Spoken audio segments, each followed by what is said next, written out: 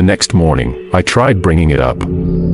I felt more comfortable and honestly more safe asking him about it now that there was daylight in the room. But he acted confused, like he genuinely didn't know what I was talking about. Not in an angry way either, more in like an okay man, whatever you say kind of way, like he thought I was making it up as some kind of joke. I couldn't decide whether he was just a really good liar or whether he truly didn't remember the incident. I couldn't decide which was worse. After that, my fear only got worse, and not just of Weston. It's hard to explain, but I started being afraid of the room itself, like his presence had infected it somehow. Even when he wasn't there, I felt uncomfortable in my own dorm. Things only got worse. About a week later, I came back to the room one night to find a small garden snake on my bed. I'm not kidding. There was a live snake on my bed.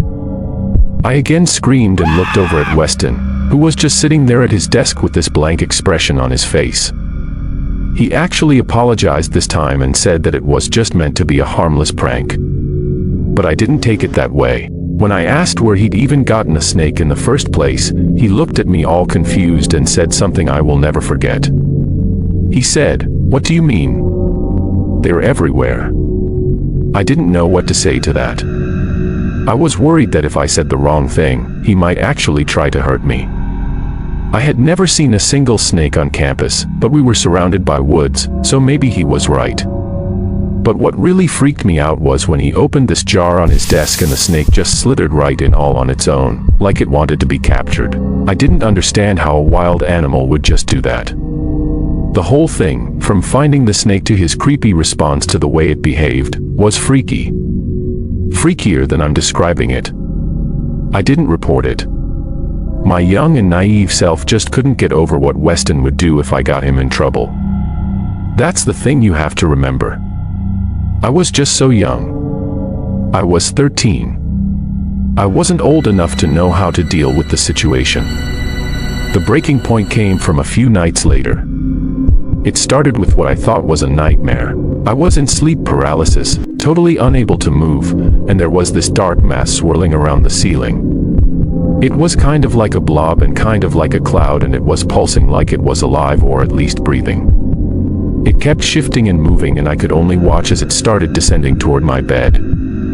Then this claw or something like a claw emerged from the mass and started scratching at my bed frame. And then it started reaching for me.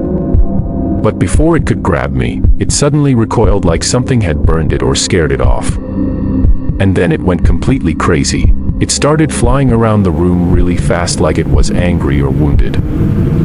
It knocked a bunch of stuff off our desks and rummaged through our closet. And in one abrupt motion, it flew towards the window and smashed right through it, disappearing into the darkness outside. The second I heard the shattering glass, my eyes snapped open. Only my neck was already pointed in the direction of the window, like I had been facing that way the whole time. And all at once, I realized why that was so terrifying. The window was actually shattered. What's worse was that there were shards of glass falling to the floor in real time like it had just been broken moments ago. The rest of the room looked identical to what the scene in my dream had looked like. It was a perfect one-to-one match. Despite being confident that I was now awake, I still couldn't move. But it was the most terrifying moment of my life. I tore my eyes away from the window and realized there were long scratches in my bed frame in the exact spot that claw in my dream had scraped. The fear didn't go away, but the paralysis did. As soon as I could move again, my first thought was that Weston had done it somehow. I went to his bed, but he was fast asleep. He was even snoring, but I wasn't going to let him fool me again. I started shaking him, knowing he was faking it, but he didn't wake up. I kept shaking him, and the longer he stayed asleep, the more desperately I wished he'd wake up. It was such a nasty feeling. I was both deathly terrified of him and deathly terrified of what it would mean if he hadn't been behind the whole thing. If my nightmare hadn't been a nightmare.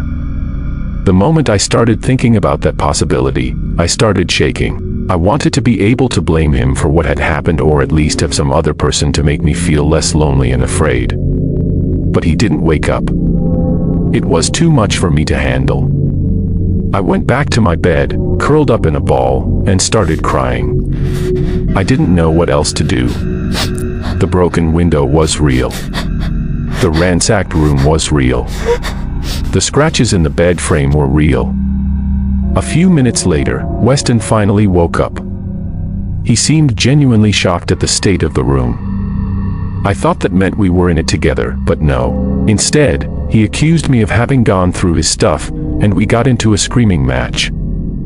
I couldn't believe he was trying to blame the whole thing on me when he was the psychotic one. He started hissing at me like a cat, and then he started yelling in a foreign language, one I had never heard before.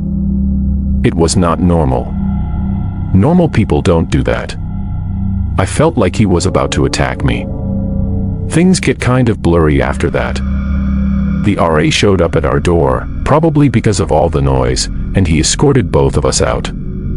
I ended up sleeping in a vacant room that night. When I woke up the next morning, I was freezing. It took me a few seconds to realize why.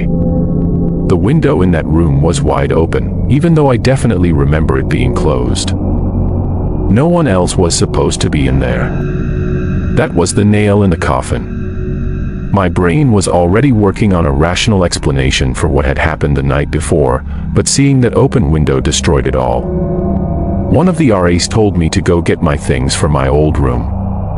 When I got there, all of Weston's stuff was already gone. He must have cleared it out earlier that morning. Nobody told me what was going on. The administration just moved me to a different room with a different roommate.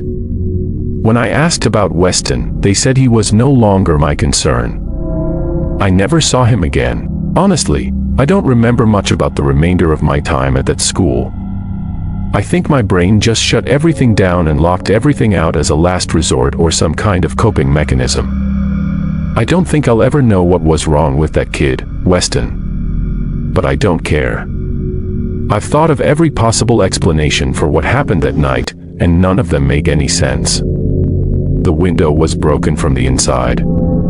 Anything that might have smashed it from the outside would have been lying on the floor, and I have trouble convincing myself that it was Weston, not only because of how heavily he had been sleeping, but also because of how quickly I had woken up after the nightmare. I would have seen him rushing back to his bed.